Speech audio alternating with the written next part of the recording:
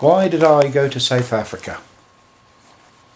My office next door to the Source coffee shop, which is owned and run by Buxton Church in the Peak, a Christian church run under the New Frontiers principles.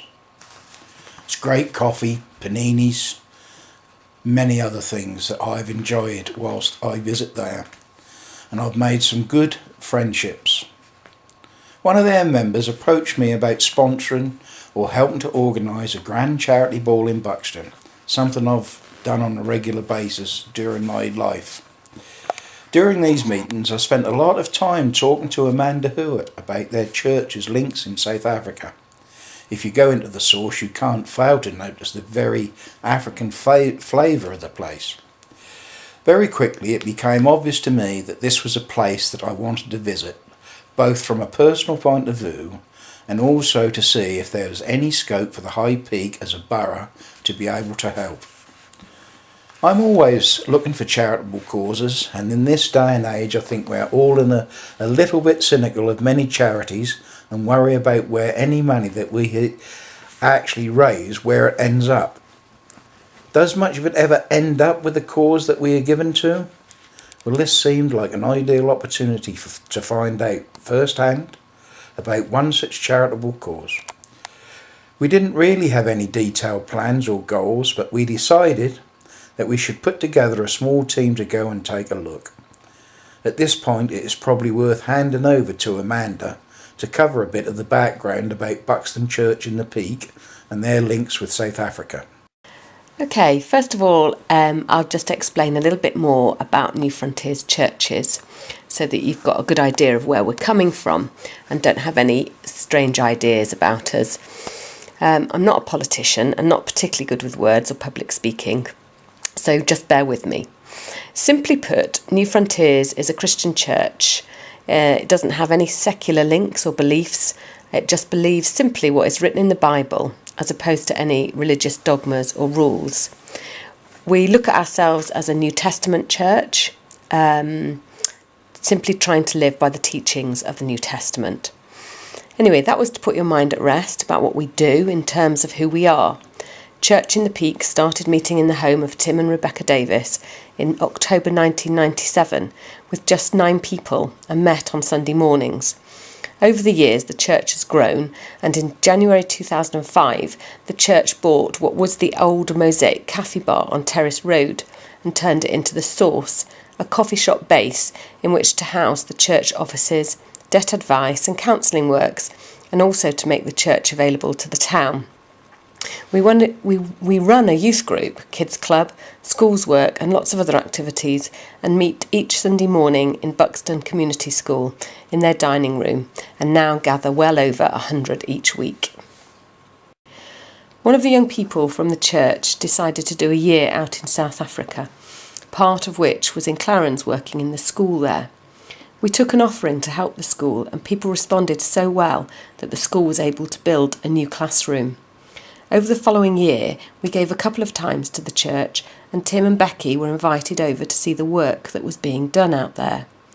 Tim and Becky made good friends with many of the people there and were amazed at the impact that the church was having in the community and the whole region.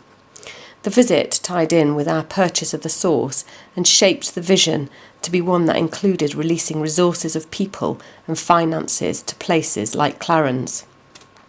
The church in Clarens is called Dicklebeng Church, which means mountain tops, so it's pretty similar to ours. And it has had a big influence on us as we have had on them. Their joy, their faith and vision has stirred us, and over 25 of our church members have now been over to visit, and all have been changed by this experience. Many of their leaders have been over to Buxton and have become good friends. Okay, so who or what is Clarens and Dicklebeng Church? Clarens is a small picture of what was left after apartheid ended officially in 1994, and unfortunately wealth is still depicted along racial lines. There is a smart Western-style housing estate populated by whites, a very pleasant shopping area with a number of restaurants and coffee shops, and they have an incredibly plush golf course, But sitting right next door to these areas is Black Township, with housing of very varied condition and quality. You see, even within the township there is a wide and steep social gradient. Amazingly though, and in stark contrast to the picture that the media put across of South Africa, which is based mainly on the city of Johannesburg, even with this very noticeable division, they have a very low rate of crime. The people are happy and lots of jobs are being created in the village because of growth and development. Dicklebeng Church was planted by Steve and Heather Oliver in 1996. The date of their first meeting was the 6th of November 1996. Over 500 people came to the initial meeting, which was held in a steel barn on the Olivers' farm, about 14 miles outside Clarens. Today, Dicklebeng Church is actually located in the town of Clarens and has given birth to a number of ministries, amongst others a primary school of just over 100 children, and People of Hope, a ministry to people affected and infected primarily with HIV, AIDS and TB. Although Steve Oliver and his family still live in Clarens, he recently handed over leadership of the church to Gavin Northcote, as Steve's ministry responsibilities take him wider, nationally, in South Africa and internationally. They also have a ministry to the elderly called Silver Hope, and this project is involved in job creation for those who are too old to work or don't have sufficient skills for the current demands in the job market. Access Empowerment, an English and computer literacy training centre, after being very successful in training people in order for them to access better employment opportunities, is being reshaped at the moment, and some programmes are being combined with the school to teach parents English literacy. On a personal note, I feel that the people I have met over a number of visits to the area teach us about humanity, about strength in hardship, about putting things into perspective, about joy, their sheer joy of life. They are family. This is a personal thing and a church thing. They give faith in human nature. Such amazing stories about overcoming all that came with apartheid. They give us something to aspire to, a simple but deep, deep faith. They get on with life despite hardships such as poverty, sickness and cultural struggles. I'll now hand you over to Robin to tell you what he saw and experienced on our visit to Clarens. First of all, let me tell you, South Africa is a long, long way away. It took us pretty much 24 hours door to door to get to Clarens. But what a place once you're there. For all sorts of reasons, this place is nothing short of amazing. It's awesome.